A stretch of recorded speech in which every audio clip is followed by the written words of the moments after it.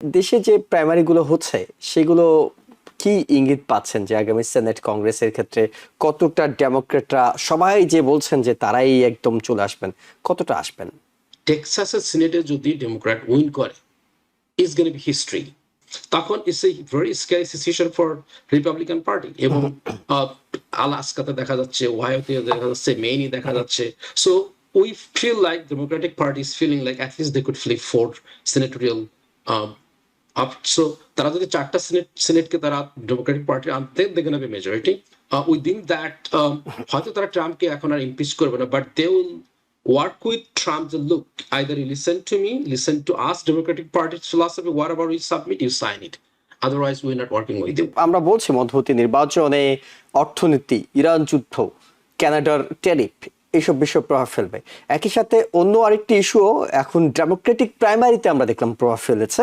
এটি মধ্যবর্তী নির্বাচনে কতটা প্রভাব ফেলবে সেটা হলো প্রো ইসরায়েল, অ্যান্টি ইসরায়েল এ ধরনের একটি ইস্যু তৈরি হচ্ছে, বিশেষ করে রিপাবলিকান না ডেমোক্রেটিক পার্টির মধ্যে এটি বেশি দেখা যাচ্ছে। এটি কতটা ফ্যাক্টর হতে পারে বলে আপনার কাছে মনে হচ্ছে?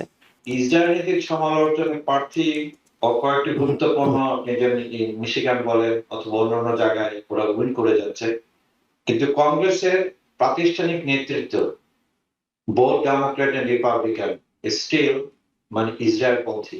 পরিবর্তনের সূচনা আমেরিকাতে গ্রাসরুট থেকে শুরু হয়, ভোটারদের মনোভাব চেঞ্জ হচ্ছে, যদিও যারা নেতৃত্বে আছে বোথ ডেমোক্রেট এন্ড রিপাবলিকান তারা চেঞ্জ হচ্ছে না। কিন্তু মানুষের মনে যদি এটা বদ্ধমূল ধারণা হয় যে আসলে তো ইসরায়েলের প্রতি আমরা অন্ধ সমর্থন দেওয়াটা ঠিক হচ্ছে না, তখন এটা একটা বিরাট ইম্প্যাক্ট শুধু মধ্যবর্তী নির্বাচনে না, আমেরিকান রাজনৈতিক ইতিহাসের পড়বে।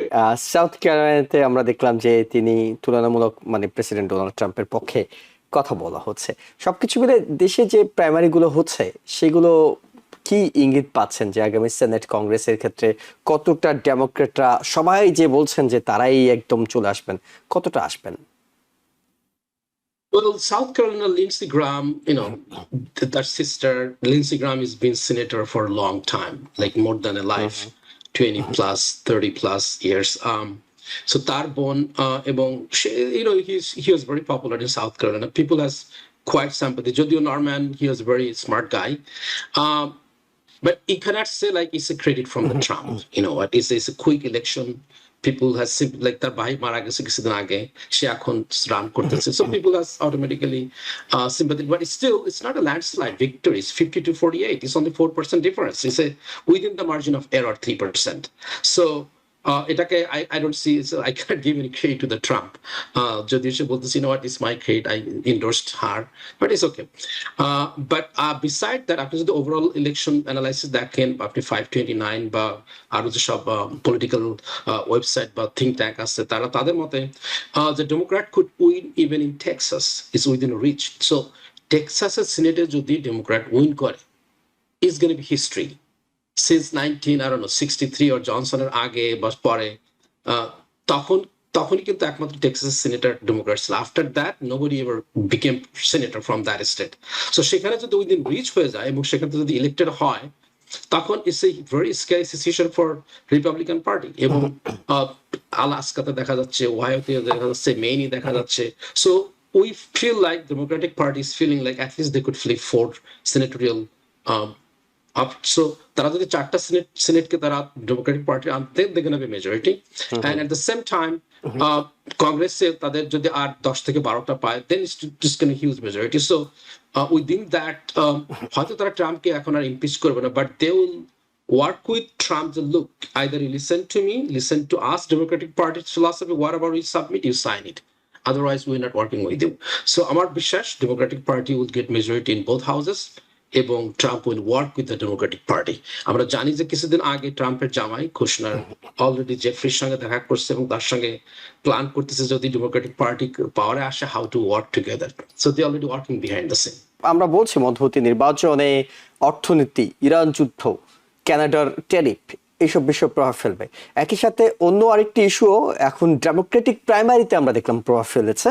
এটি মধ্যবর্তী নির্বাচনে কতটা প্রভাব ফেলবে সেটা হলো প্রো ইসরায়েল, অ্যান্টি ইসরায়েল এ ধরনের একটি ইস্যু তৈরি হচ্ছে, বিশেষ করে রিপাবলিকান না ডেমোক্রেটিক পার্টির মধ্যে এটি বেশি দেখা যাচ্ছে। এটি কতটা ফ্যাক্টর হতে পারে বলে আপনার কাছে মনে হচ্ছে? না দেখুন, আমার মনে হয় এটা একটা বিরাট ফ্যাক্টর হবে। আপনি জানেন যে আইপ্যাক এর মাধ্যমে মিলিয়ন্স অফ ডলার খরচ করছে যারা প্রো ইসরায়েলি প্রার্থীদের, কিন্তু democratic party historically was in favour of state of Israel. আমি যে জরিপগুলো জাস্ট একটু আমি রিক্যাপ করছি। একটা জরিপে বলা হয়েছে উইনিপেগের যে 66% ডেমোক্রেট বলছেন যুক্তরাষ্ট্র ইসরায়েলকে অতিরিক্ত সমর্থন করছে, বা পিউ আরেকটা জরিপে বলছে 80% ডেমোক্রেট ইসরায়েল সম্পর্কে নেতিবাচক মত দিয়েছে। তো এখন ইসরায়েল নীতির সমালোচনার প্রার্থী কয়েকটি গুরুত্বপূর্ণ আপনি যে মিশিগান বলেন অথবা অন্যান্য জায়গায় ওরা উইন করে যাচ্ছে, কিন্তু কংগ্রেসের প্রাতিষ্ঠানিক নেতৃত্ব both democrat and republican still মানে ইসরায়েল পন্থী। কিন্তু ভোটারদের মনোভাব চেঞ্জ হচ্ছে, এবং আপনি জানেন রিসেন্টলি যে প্রতি বছর যে ইসরায়েলকে $3.3 বিলিয়ন সামরিক সহায়তা দেওয়া হয়, এটা বিরোধিতার বিরুদ্ধে 103 জন মানে ডেমোক্রেটিক কংগ্রেসম্যান ভোট দিয়েও সেটা পাস করাতে পারেনি। তার মানে $3.3 বিলিয়ন এগিয়ে যাচ্ছে। যে কথাটা আমি বললাম যে পরিবর্তনের সূচনা আমেরিকাতে গ্রাসরুট থেকে শুরু হয়, ভোটারদের মনোভাব চেঞ্জ হচ্ছে, যদিও যারা নেতৃত্বে আছে বোথ ডেমোক্রেট এন্ড রিপাবলিকান তারা চেঞ্জ হচ্ছে না। কিন্তু আপনার তো লোক দরকার, ভোটার দরকার। আপনি টাকা দিয়ে আপনি হয়তো টিভির অ্যাড কিনতে পারবেন, কিন্তু মানুষের মনে যদি এটা বদ্ধমূল ধারণা হয় যে আসলেই তো ইসরায়েলের প্রতি আমরা অন্ধ সমর্থন দেওয়াটা ঠিক হচ্ছে না, তখন এটা একটা বিরাট ইম্প্যাক্ট শুধু মধ্যবর্তী নির্বাচনে না, আমেরিকান রাজনৈতিক ইতিহাসের পড়বে। কারণ ওভারঅল আমরা ব্লাইন্ড সাপোর্ট।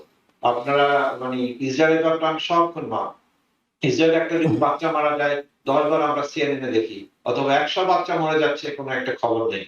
এই ব্যাপারগুলো চেঞ্জ হলে আমেরিকার একটা গুণগত পরিবর্তন হবে।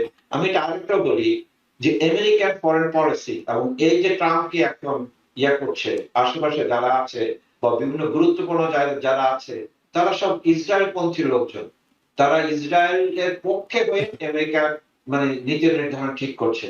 এটা থেকে আমাদের বেরিয়ে আসা দরকার। তাহলে আমরা একটা স্বাধীন দেশ হিসাবে আমরা মানে যে সুপার পাওয়ারের কথা বলছি এটা তো আমরা হারাবোই। আমরা সারা বিশ্বের কাছেও আমরা আমাদের সক্ষমতা নিয়ে লোকজন তো প্রশ্ন করবে।